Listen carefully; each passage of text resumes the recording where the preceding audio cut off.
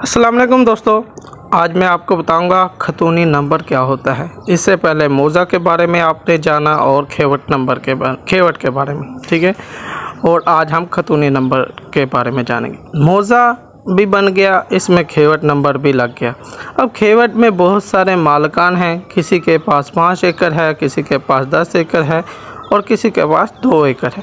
तो कैसे जानेंगे इस खेवट में कौन से बंदे की कितनी ज़मीन है? तो इसके लिए हर हिस्सेदार को एक खतूनी नंबर लगा के दिया जाता है। मसलन खेवट नंबर 1 में 10 एकड़ ज़मीन और 2 मालिक हैं 5-5 एकड़ के, तो इन दोनों को अलग अलग नंबर दे दिया जाएगा। 5-5 एकड़ का जिसे खतूनी नंबर भी कहते हैं, ये नंबर भी तब्दील होता रहता है जब कोई अपने हिस्से से फ़रोख्त कर दे या कोई ऐसी दूसरी तब्दीली कर ले। आपको बताऊंगा कि खसरा नंबर क्या होता है। प्रॉपर्टी डॉक्यूमेंट्स में एक लफ्ज़ यूज़ होता है खसरा नंबर, उसके बारे में बताऊंगा। इससे पहले मैं बता चुका हूं कि मौज़ा क्या होता है, खेवट क्या होता है और खतूनी नंबर क्या होता है।